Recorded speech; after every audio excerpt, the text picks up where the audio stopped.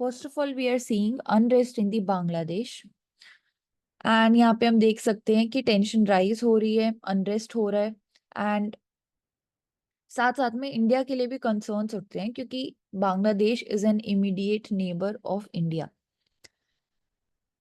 सो यहाँ पे हम बोल सकते हैं कि बॉर्डर किलिंग्स देखी जा रही हैं। इसके साथ साथ इंडिया को भी क्रिटिसाइज किया गया है फॉर सीएए एंड जो माइग्रेशन से लिंक्ड चैलेंजेस इंडिया के लिए क्रिएट होंगे वो भी इंडिया को डील करने होंगे। जो मुस्लिम्स और माइनॉरिटीज को लेके टारगेटिंग हो रही है in the Bangladesh regarding the specifically Hindus, उसके बारे में देखना होगा इंडिया को। इसके साथ साथ बोल सकते हैं कि ट्रेड और इकोनॉमिक इश्यूज भी उठेंगे जिसमें इंडिया की जो ट्रेड है बांग्लादेश के साथ वो भी हैम्पर होगी। इसमें स्पेसिफिकली बात की जा रही है about the garment sector. Garment sector ready to make ready ready made garments industry जो है बांग्लादेश के अंदर इट इज लीडिंग एंड कई बार बोला भी जाता है इंटरनेशनल मार्केट में इंडिया की जो गारमेंट मार्केट है एंड बांग्लादेश की जो गारमेंट मार्केट है उसके अंदर कंपटीशन रहता है। तो अब अगर बांग्लादेश के अंदर अनरेस्ट है, डिसरप्शन है, तो इंटरनेशनल बायर्स जो हैं they might divert there orders towards the Indian manufacturers.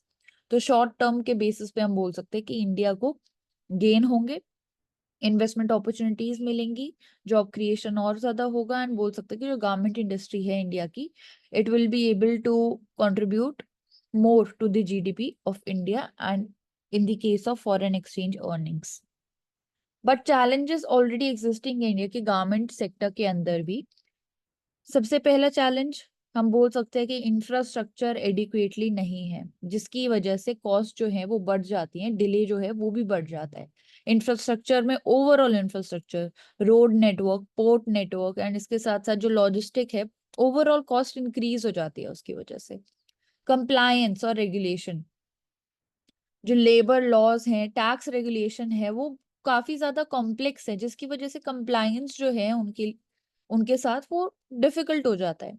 Then technology का अडॉप्टेशन जो रेट है क्या वो इंटरनेशनल लेवल पे जो डिमांड है उसको मैच कर रहा है। स्किल्ड वर्कफोर्स क्या हमारे पास सफिशिएंट है जिन जो कि पर्टिकुलर एम्ब्रॉयडरी जैसे स्किल्स में हाईली स्किल्ड हो।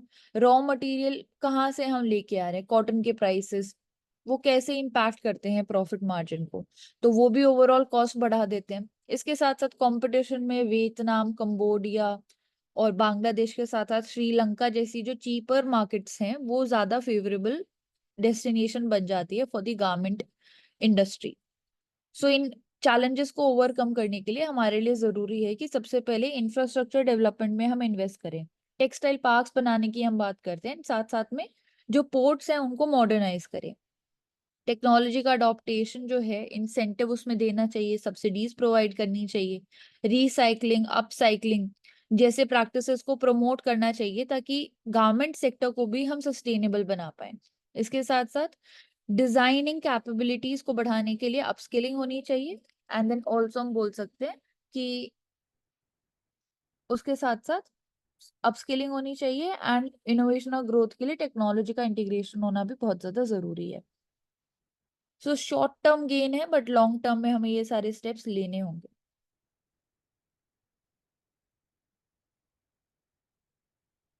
Then next is 5 leading chip makers pledge to invest in US. तो 5 लीडिंग में यहाँ हम बात कर रहे हैं Intel regarding the Intel, TSMC, Samsung और माइक्रॉन। बाइडेन एडमिनिस्ट्रेशन ने यहाँ पे अनाउंस किया है कि इन चिप मेकर्स को अलाउ किया जाएगा to pledge in the US. इसके साथ साथ इंडिया जो है वो भी एक्टिवली प्रमोट करता है सेमीकंडक्टर मैन्युफैक्चरिंग इंडस्ट्री को एंड PLI स्कीम प्रोवाइड करता है जिसमें टाटा इंपॉर्टेंट रोल प्ले करता है और दूसरे बाहर की कंपनीज के साथ हम भी कोलैबोरेशन कर रहे हैं जैसे कि गुजरात के अंदर और असम के अंदर फैब यूनिट सेटअप भी की जाएंगी। तो वैसे ही यूएस के अंदर भी देखा जा रहा है कि इन 5 कंपनीज की जो इन्वेस्टमेंट है वो इंक्रीज होगी। अभी प्रेजेंटली बात करते हैं तो जो यूएस है वो ओनली 10% सेमीकंडक्टर मैन्युफैक्चर करता है जबकि 1990s में 37% करता था, बट अभी हम देख रहे हैं कि नई मार्केट्स भी इमर्ज हो चुकी हैं ताइवान जैसी, जहाँ पे जो सेमीकंडक्टर मैन्युफैक्चरिंग है वो लीडिंग है ऑल ओवर दी वर्ल्ड। तो सेमीकंडक्टर इंडस्ट्री एसोसिएशन ने वहां पे बोला है कि this step will help the US in tripling its domestic chip manufacturing capability by 2032। And क्योंकि एक स्पेसिफिक सेक्टर है एंड हाईली स्किल्ड लेबर, और जो एटमॉस्फेयर है वो एक्सपर्टीज के साथ बना होना चाहिए चिप मेकिंग के लिए, इसीलिए जरूरी हो जाता है ऐसी कंपनीज के साथ कोलैबोरेशन करना इंडिया के लिए भी, एंड सेल्फ रिलायंट होना इन दी सेमीकंडक्टर मैन्युफैक्चरिंग, जिसके साथ साथ हम जॉब्स तो क्रिएट करेंगे ही, बट दूसरे सेक्टर्स में भी हमें डायरेक्टली हेल्प करेगा, जैसे कि इलेक्ट्रिक व्हीकल्स के अंदर, ऑटोमोबाइल्स के अंदर, इलेक्ट्रॉनिक्स और डिफेंस सेक्टर के अंदर भी। तो यहाँ क्वेश्चन यही उठता है कि 5 leading chip makers pledge to invest in US, why not in India? Firstly, this thing, and USME Chips Act has specialized act to deal with all the like production and usage of the semiconductors. So India में क्या एक law होना चाहिए इसके ऊपर? Then regarding funding या investment, तो USA has pledged $30 billion. India में it is $10 billion. So scale of investment एक US के पास advantage है. So क्वेश्चन यही उठता है कि अल्टीमेटली क्या सेमीकंडक्टर्स रेवोल्यूशन जो है, जो चिप्स रेवोल्यूशन है, that would be again US driven या वो इंडिया ड्रिवन भी हो सकता है?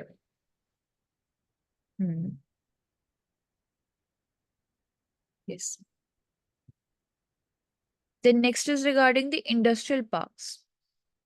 तो ओवरऑल कवर करें इसके अंदर इंडस्ट्रियल पार्क क्यों चाहिए, क्या होते हैं industrial park, different types of industrial parks कहाँ पे प्रेजेंट है इंडिया के अंदर, एंड कौन से इंडस्ट्रियल कॉरिडोर्स के साथ अलोंग इनको हम बनाने की बात कर रहे हैं। तो इस बजट में हमने प्रपोज किया था गवर्नमेंट ने कि 12 new industrial parks will be developed under the national industrial corridor development project. So जो इंडस्ट्रियल पार्क है वो एक ऐसा जियोग्राफिकल एरिया है जहाँ पे कॉमन इंफ्रास्ट्रक्चर प्लॉट और बिल्डअप एरिया प्रोवाइड किया जाता है। इंडस्ट्री सेटअप की जाती है कॉमन एरिया के अंदर, जिसमें हम बोल सकते हैं कि internally road, electricity, sewage facility, treatment plant, warehousing, सारी फैसिलिटीज उसी जोग्राफिकल एरिया के अंदर प्रोवाइड की जाती है।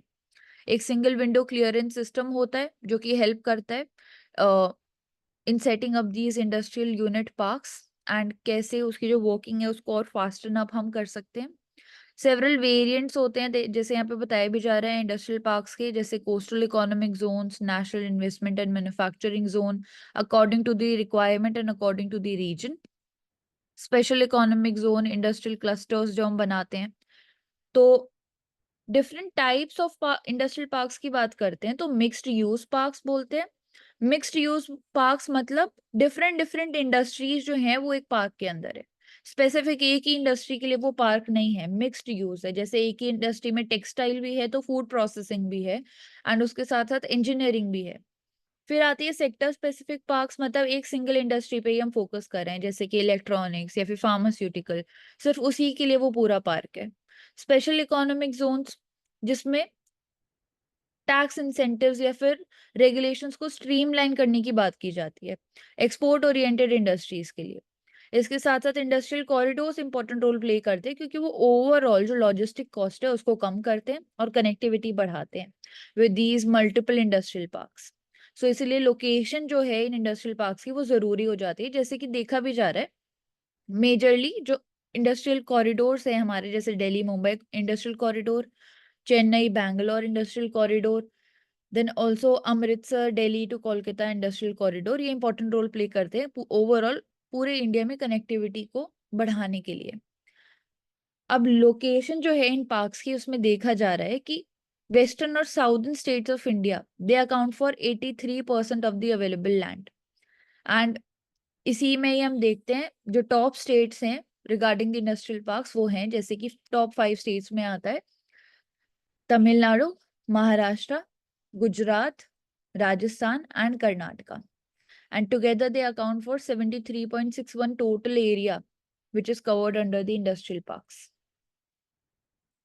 सो लैंड अवेलेबिलिटी होना भी बहुत ज़्यादा ज़रूरी है for the setting up of these industrial parks and then उनका connectivity with the existing industrial corridors and with the ports. So 12 new industrial corridors बनाने की, इंडस्ट्रियल पार्क्स बनाने की बात की गई है रीसेंट बजट के अंदर भी. एंड ज़रूरी हो जाता है फंड्स एलोकेट करना, पीएलआई स्कीम प्रोवाइड करना, ताकि ओवरऑल जो स्किल डेवलपमेंट है एंड ओवरऑल जो डेवलपमेंट इन इंडस्ट्रियल पार्क्स का वो हम बढ़ा पाएं. जैसे कि डिफरेंट इंडस्ट्रियल कॉरिडोर्स हैं, जैसे Delhi to Mumbai industrial corridor 8 states को कवर करता है वो डायरेक्टली. उसके अंदर 24 इंडस्ट्रियल पार्क्स हैं, 13 लॉजिस्टिक हब्स हैं. तो ऐसे ही हर इंडस्ट्रियल पार्क जो है उसके अंदर डिफरेंट डिफरेंट स्टेट्स को वो कवर करता है एंड 10 to 15 इंडस्ट्रियल पार्क्स को वो कनेक्टिविटी प्रोवाइड करता है. तो ये प्लग एंड प्ले इंफ्रास्ट्रक्चर जो है वो इम्पोर्टेंट रोल प्ले करता है इंडस्ट्रियल पार्क्स के लिए, ताकि ओवरऑल उनको लैंड भी मिल पाए, फ्यूचर रेडी सिटीज हम बना पाए एंड रेजिलियंस के साथ सस्टेनेबिलिटी को भी मेक श्योर कर पाए. So national industrial corridor programme. यहाँ जो एग्जाम्पल्स और स्कीम सब मेंशन है वो बहुत इंपॉर्टेंट हो जाते हैं, जैसे कि वेस्टर्न डेडिकेटेड फ्रीट कॉरिडोर है, तो this connects Dadri in Uttar Pradesh to Jawaharlal Nehru port trust Navi Mumbai में. इसके अलावा we are having then different regions जो ये कवर करेगा. Then we have the integrated industrial township project, Vikram Udyogpuri near Ujjain in Madhya Pradesh. इसके अलावा prominent investors के names mentioned हैं. Then बाकी जो corridors है like in defense corridor है. Then चेन्नई बेंगलुरु कॉरिडोर है, अमृतसर कोलकाता है, ईस्ट कोस्ट इकोनॉमिक कॉरिडोर है. तो इन सब के नाम हमें पता होने चाहिए. यस. इवन इंडस्ट्रियल पार्क्स के भी मेंशन है, PM mega integrated textile region. Then इसमें स्कीम भी है, पीएम मित्रा स्कीम टेक्सटाइल्स के लिए है. Then mega food park scheme है, सॉफ्टवेयर टेक्नोलॉजी पार्क्स हैं. So these are different types of industrial parks that we are developing in India. Bulk drug parks भी हैं.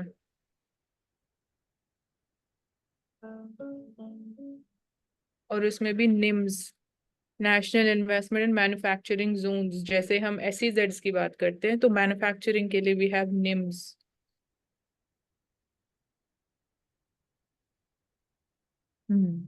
NIMS.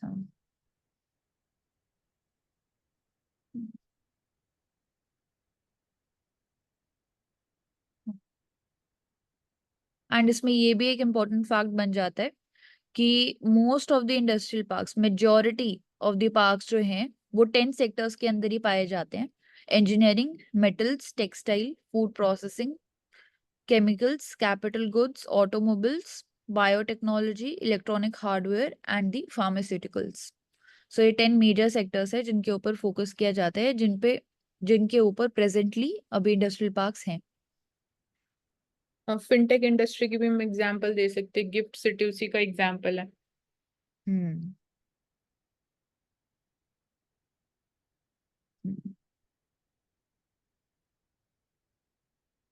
The next is regarding IREDA.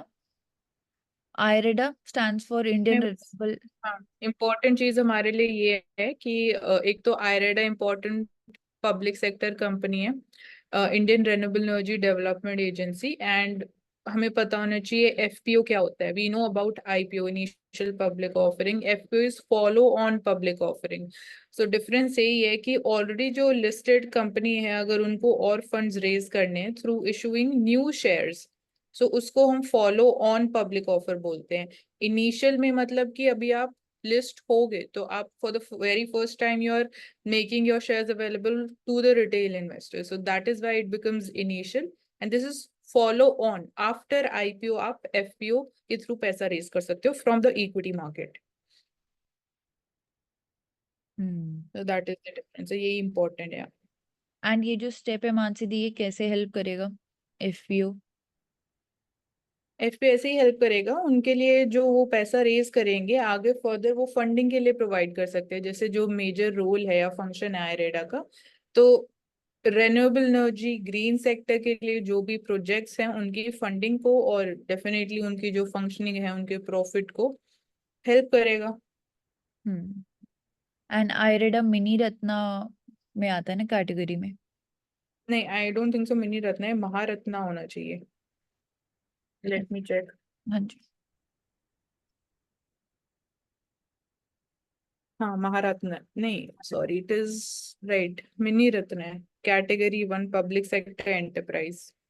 तो it is under the ministry of new and renewable energy, hmm public sector company है। And Maharatna में जो है वो ONGC है, Indian oil corporation है और एनटीपीसी। हम्म एंड इसके अचीवमेंट में बात करते हैं तो it has financed over 2500 renewable energy projects अभी तक। तो मेजर रोल प्ले करता है फाइनेंसिंग में और लो कार्बन इकोनॉमी बनाने में। देन यहाँ पे एक सर्वे की बात की जा रही है बाय जेन एस, जो कि कंपनी है, और उसमें हमें पता चला है कि इंडियन सीनियर सिटीजन्स जो हैं they surpass the millennials in smartphone adoption. 94% देखा गया। ओवरऑल डिजिटल डिवाइस यूसेज देखी गई including the digital payments which were done by 61%। Amazon use किया गया, शॉपिंग ऑनलाइन शॉपिंग के लिए यूज किया गया। सो इसमें देखा जा रहा है कि ये डेटा काफी ज्यादा अनएक्सपेक्टेड ट्रेंड हमें दिखाता है। तो ये क्या दिखाता है? बोल सकते हैं कि एक्सेसिबिलिटी जो है स्मार्टफोन की वो बढ़ी है, हम अफोर्डेबल बना पाए हैं, कहीं ना कहीं इंटरनेट अवेलेबल है, इंफ्रास्ट्रक्चर अवेलेबल है ओल्डर एडल्ट्स के लिए भी। देन ऑल्सो नेसेसिटी के अकॉर्डिंग ड्रिवन है अडॉप्टेशन भी, जैसे हम ओल्डर पॉपुलेशन के अंदर देख रहे हैं टेक्नोलॉजी को लर्न करना, उसको यूज करना उनके लिए जरूरी है to stay connected with the family. And also essential services जैसे डिजिटल पेमेंट्स या फिर डिजिटल शॉपिंग उनको एक्सेस करना, एंड साथ साथ में हेल्थ कंडीशंस को भी मैनेज करना। सो मानसी दी, इसके रिगार्डिंग कोई गवर्नमेंट इनिशिएटिव है जो पर्टिकुलरली इसमें हेल्प किया हो ओल्डर जनरेशन से रिगार्डिंग? नहीं, यहाँ पे ये मतलब लॉन्ग टर्म के पर्सपेक्टिव से ये सर्वे के जो रिजल्ट्स हमारे लिए वो अनएक्सपेक्टेड है कि we use to have an perception की यूथ पॉपुलेशन, जो यंगर पॉपुलेशन है, they are more tech savvy. उनको ज्यादा टेक्नोलॉजी की यूसेज का पता है, स्मार्टफोन यूसेज का पता है, या कुछ न्यू फीचर इंट्रोड्यूस होता है तो they are very well aware of that and educated about that. तो डिजिटल लिटरेसी में हमें, but according to this survey देखने को मिल रहा है कि 60+ जो पॉपुलेशन है, मतलब ओल्ड एज और dependent population, they are more, we can say, tech savvy compared to the millennials. So this is something which is unexpected. फिर इसमें डिफरेंट लाइक यही है कि स्मार्टफोन अडॉप्शन में जो रेट है, ओवरऑल डिजिटल पेमेंट्स की जब हम बात करते हैं तो ये जो परसेप्शन था ना हमारा, this was wrong. Hmm social media के केस में भी 60+ पॉपुलेशन जो है वो ज्यादा यूज करती है। इसमें हमने एक बार पहले एक और मतलब डेटा कवर किया था कि जो फाइनेंशियल फ्रॉड्स भी होते हैं वो भी यंगर पॉपुलेशन, जो यूथ पॉपुलेशन है, उनके साथ ही ज्यादा होते हैं। सो मतलब ये जो सर्वे बोल रहे हैं, दोनों चीजें सिंक में है। हम्म हम्म तो काफी अनएक्सपेक्टेड ट्रेंड है ये, एकदम ही ऑपोजिट है हम्म। जो हम सोचते हैं। Correct. हाँ। हम्म सो गूगल्स मोनोपोली सर्च इंजन के अंदर डोमिनेंस देखा जाता है गूगल का, जिसकी वजह से कंसर्न्स उठे हैं अभी, एंड कंसर्न्स उठे हैं कि वायलेशन हुआ है of the anti trust laws. So Google की मोनोपोली काफी चीजों में है। सबसे पहले तो उसमें की एसेट्स जो है वो ओन करता है, जैसे एंड्रॉयड, यूट्यूब, एडसेंस वगैरह, जो कि डायरेक्टली इन्फ्लुएंस करता है। सिर्फ सर्च को ही नहीं, उसके आगे भी बहुत चीजों को इन्फ्लुएंस कर सकता है, जो कि गूगल के लिए बेनिफिशियल होता है। मार्केट शेयर ओवरऑल बोल सकते हैं कि 80% जो ग्लोबल सर्च इंजन मार्केट है वो गूगल ही ओन करता है एंड वही कंट्रोल करता है।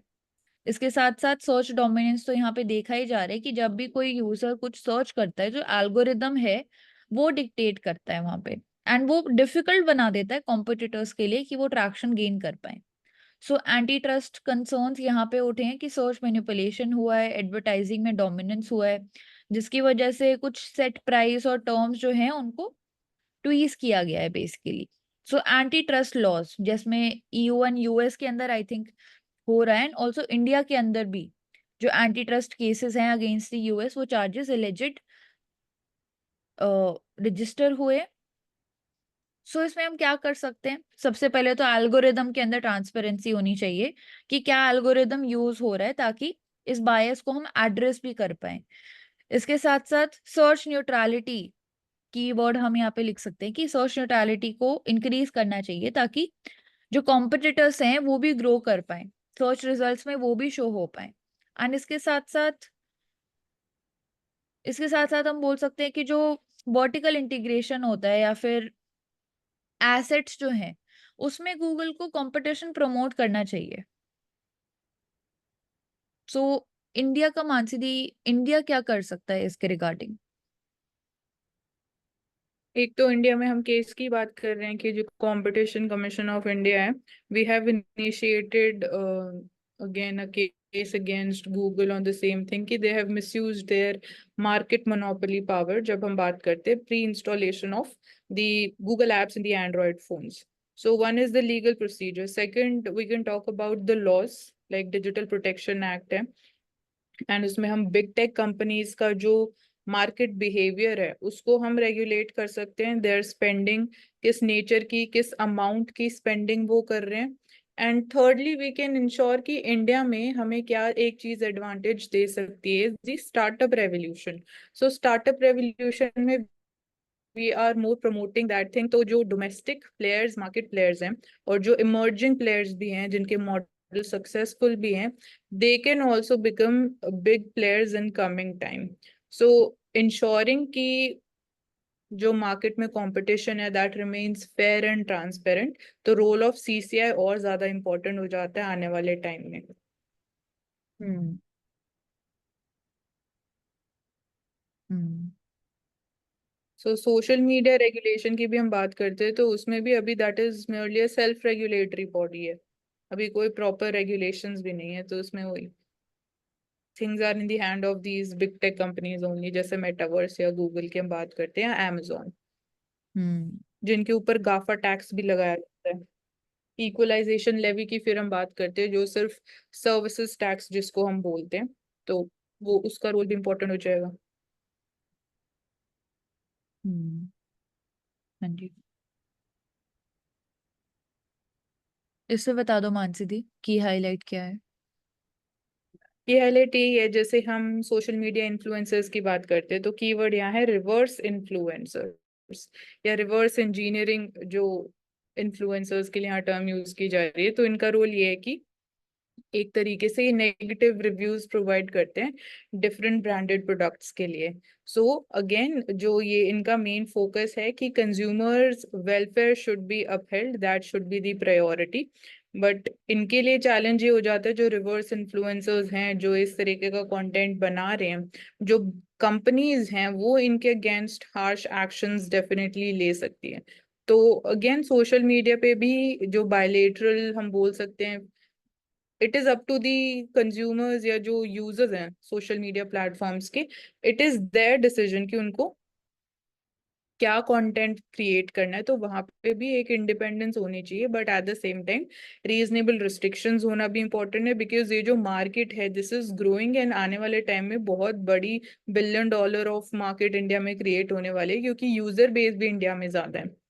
सो इसके लिए हम रिवर्स इन्फ्लुएंसर्स या फिर ये डी इन्फ्लुएंसिंग वाले जो वर्ड्स हैं ऐसे टाइप के कंटेंट के साथ एसोसिएट करते हैं। तो किस तरीके का वो जो फीडबैक प्रोवाइड कर रहे हैं उसको भी रेगुलेट करना इंपॉर्टेंट हो जाएगा। दे के not like say anything merely like, अब बोल के ही तो आप ट्रस्ट कर नहीं सकते हो। On what basis they are providing the review, क्या उसका कोई प्रूफ है, कुछ फैक्ट है, या कोई उन्होंने प्रोडक्ट यूज किया and that didn't go well, कुछ रिएक्शन हुआ है। तो इस तरीके से वी कैन सी कि आने वाले टाइम में जो रिवर्स इन्फ्लुएंसर्स उनका रोल कैसे चेंज होगा।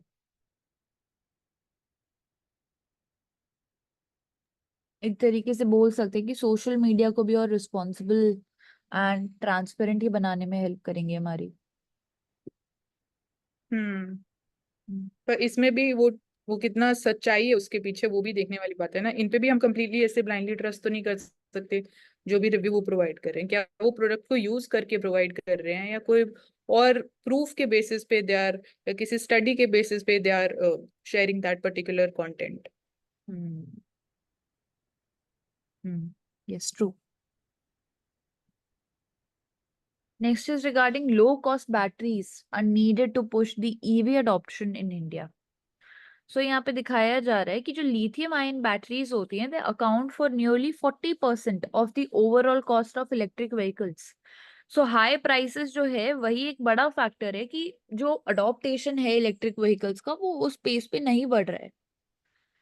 सो अगर हम बैटरी टेक्नोलॉजी में ही एडवांसमेंट कर लेंगे एंड उसकी कॉस्ट को रिड्यूस करने में सफल हो पाएंगे तो हम बोल सकते हैं कि 40% जो कॉस्ट है वो ईवी की, उसमें से कुछ शेयर तो हम कम कर पाएंगे एंड जो ईवी है उसको और अफोर्डेबल बना पाएंगे हम. तो अफोर्डेबिलिटी इशू डायरेक्टली लिंक्ड है हमारे लिथियम आयन बैटरीज के टेक्नोलॉजी से रिलेटेड.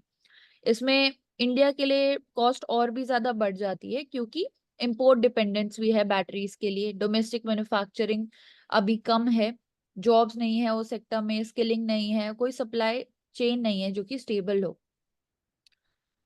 सो इसीलिए हम बोल सकते हैं कि जो फेम स्कीम है, national mission on electric mobility है एंड कैफे स्कीम है, वो मेजर रोल प्ले करेंगे इसके अंदर, जिसमें अडॉप्टेशन इलेक्ट्रिक व्हीकल्स का, research and development and battery की टेक्नोलॉजी पे स्पेशली हम फोकस करेंगे. तभी उसको लोकलाइज कर पाएंगे, रॉ मटेरियल का कॉस्ट कम हो पाएगा एंड ओवरऑल जो इलेक्ट्रिक व्हीकल है उसका भी अफोर्डेबिलिटी इशू सॉल्व हो पाएगा.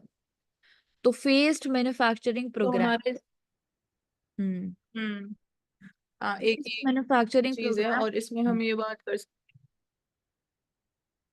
कि इंडिया का जो टारगेट है कि by 2030 we have to achieve 30% of the electric vehicles adoption rate. So अभी करंटली वी आर एट 5 या 10% के बीच में है. तो इसको इंक्रीज करना बाय 2030, टाइम पीरियड हमारे पास कम बचा है. तो एक ये रेवोल्यूशनरी स्टेप यही हो सकता है कि कैसे हम लोकलाइजेशन इन बैटरी मैन्युफैक्चरिंग को प्रमोट कर रहे हैं through PLI scheme. FAME scheme is specifically sales से रिलेटेड है, कैसे सेल्स ऑफ इलेक्ट्रिक व्हीकल्स हम इंक्रीज कर सकते हैं.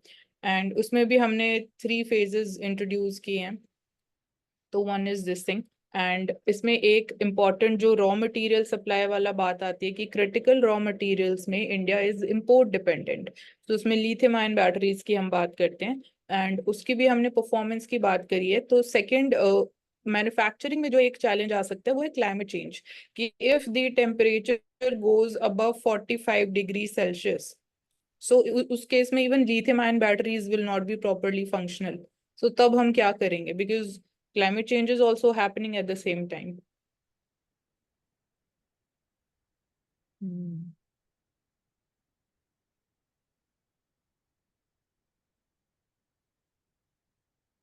यस, एंड क्लाइमेट चेंज की, क्लाइमेट गोल्स की भी हम यहाँ पे बात कर रहे हैं. Expectation of 30 lakh crore investment for the country to meet the 500 gigawatts renewable energy गोल. सो हमारे डिफरेंट गोल्स हैं जिसमें कितना बजटरी एलोकेशन है, कितना बजटरी एलोकेशन की हमें जरूरत होगी उसकी बात हो रही है. इंपॉर्टेंट डेटा यहाँ पे सोलर एनर्जी कैपेसिटी जो कि इंक्रीज हुई है from 2.8 gigawatts in 2014 to 85.47 gigawatts अभी. इसके साथ साथ विंड एनर्जी जिसकी कैपेसिटी भी इंक्रीज हुई है, currently it is 46.55 gigawatts. Share of thermal energy sources अभी देखा गया है कि डिक्लाइन हुई है फ्रॉम 67% टू 54%. सो जो बजटरी एलोकेशन है बाय 2030, कैसे कैसे हम इन गोल्स को अचीव करेंगे बाय 2030? क्या दूसरी कंट्रीज से हम कंपेयर करते हैं तो क्या इंडिया इनफ कर रहा है, इनफ बजटरी एलोकेशन हम दे रहे हैं इन टारगेट्स को अचीव करने के लिए? एंड क्या सिर्फ मनी इस इशू को सॉल्व कर सकती है, या फिर कम्युनिटी लेवल पे जब तक हम इंटीग्रेशन नहीं करेंगे, अपने डे टू डे लाइफ की प्रैक्टिसेस को सस्टेनेबल नहीं बनाएंगे, तो कैसे हम इतने बड़े बड़े गोल्स को अचीव कर पाएंगे? एंड लॉन्गर रन में भी जो सस्टेनेबल लाइफस्टाइल है वो हम बोल सकते हैं कि हमें हेल्प करेगा in mitigating the impacts of climate change. So hybrid हाँ technology and also renewable energy की जो कैपेसिटी है वो तो हेल्प करेगी ही, बट साथ साथ में हम बोल सकते हैं कि हम सस्टेनेबल प्रैक्टिसेस को भी स्कूल लेवल से ही प्रमोट करना स्टार्ट कर सकते हैं। ये मानसी थी। इसमें रेन्यूएबल एनर्जी जनरेशन में हम बात कर रहे हैं कि जनरेशन वाले एस्पेक्ट पे तो we are having important players, investments भी हो रही है, इलेक्ट्रिसिटी जनरेट करने की भी हम बात कर रहे हैं रेन्यूएबल एनर्जी में, और वो शिफ्ट भी हमें विजिबल है। फॉर एग्जाम्पल यहाँ डेटा दे रखा है, जैसे non fossil fuel based energy has increase from 32% to 45.5%. So the main challenge emerges की integration with the main electricity grid, जो कि सबसे बड़ा चैलेंज है सोलर एनर्जी के केस में, और रेन्यूएबल एनर्जी में सोलर एनर्जी का सबसे ज्यादा शेयर है। That is one challenge.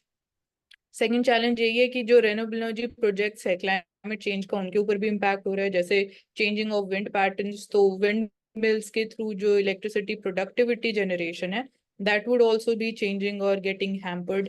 Location, जो आइडल लोकेशन है, वो भी हमारे लिए क्या एप्ट है, जो हम अभी करंट या पहले के एस्टैब्लिश प्रोजेक्ट्स हैं, जिसमें हम बोल सकते हैं कि सुजलॉन एक बहुत बड़ा प्लेयर है जब हम विंड एनर्जी प्रोजेक्ट्स की बात करते हैं।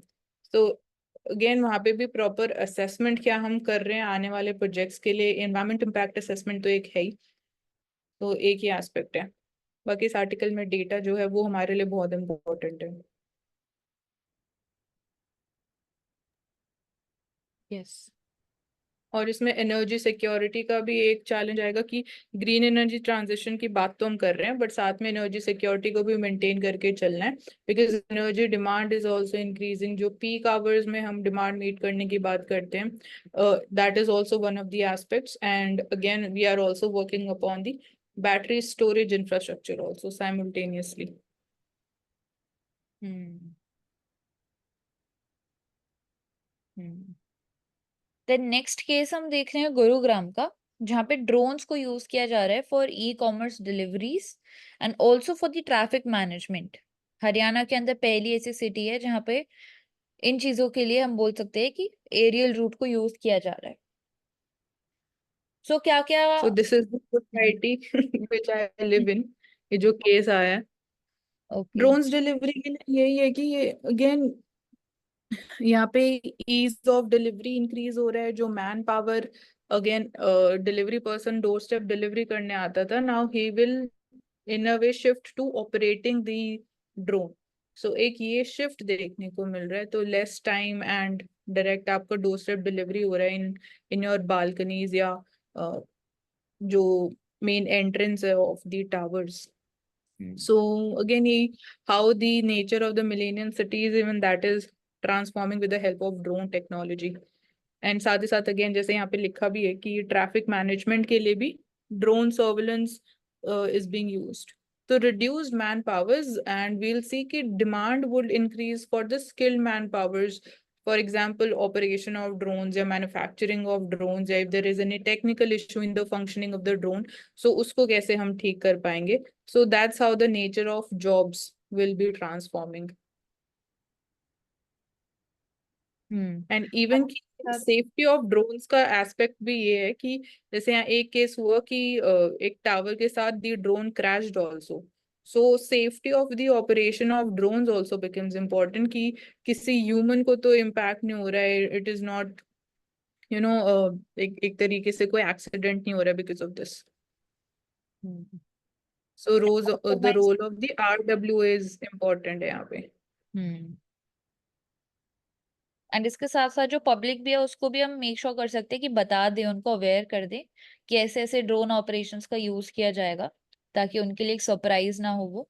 एंड इसके साथ साथ इलेक्ट्रिक और हाइब्रिड ड्रोन्स को हमें यहाँ पे यूज करना चाहिए, ताकि कार्बन एमिशन भी जो है और नॉइस पोल्यूशन भी जो होगा उसको हम मिनिमाइज कर पाए। एंड जैसे अपने पॉइंट, बाकी पॉइंट्स भी, एंड पब्लिक सेफ्टी भी। नेक्स्ट इज रिगार्डिंग, इस आर्टिकल में हम बात कर रहे हैं जो प्रेशर है वो कैसे वर्क करता है, माइक्रोस्कोपिक वर्ल्ड कैसे इंटरेक्ट करता है हमारे साथ।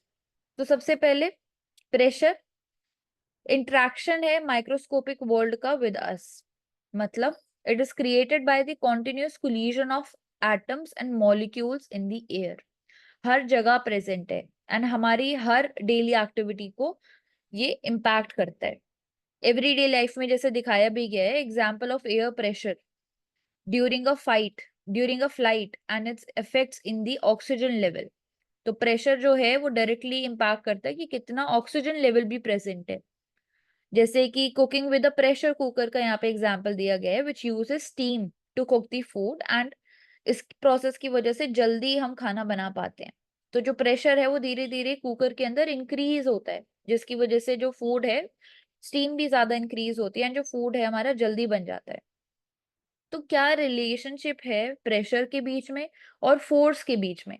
तो इसमें इंपॉर्टेंट रोल न्यूटन थ्योरी का भी आ जाता है, जिसमें सबसे पहले तो फोर्स को हम न्यूटन में मेजर करते हैं एंड देन प्रेशर को पास्कल में मेजर करते हैं। सो प्रेशर की प्रॉपर डेफिनेशन यहाँ पे दी गई है, it is a force per unit area.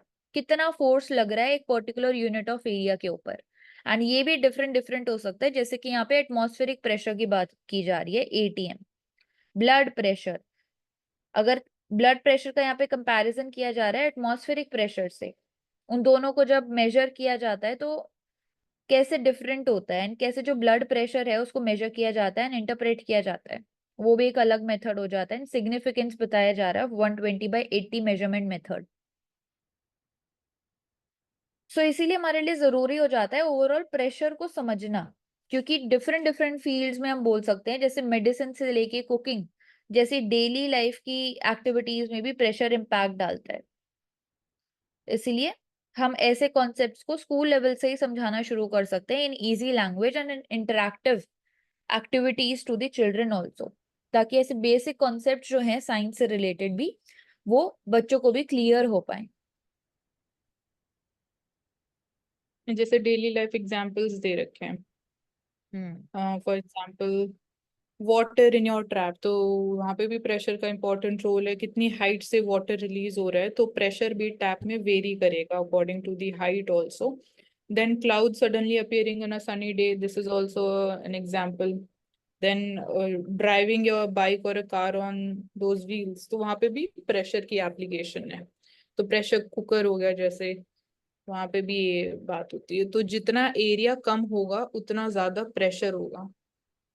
तो इसमें भी जो हाई राइज बिल्डिंग्स हम बनाते हैं तो उसमें जो फ्लोर एरिया रेशियो की बात की जाती है कि एरिया कितना, मतलब एरिया पे एक टावर आप कंस्ट्रक्ट करोगे और उस टावर के अंदर कितने फ्लोर्स आप बनाओगे। सो वो भी फ्लोर एरिया रेशियो, उसमें भी हम प्रेशर और फोर्स की बात करते हैं सिग्निफिकेंट।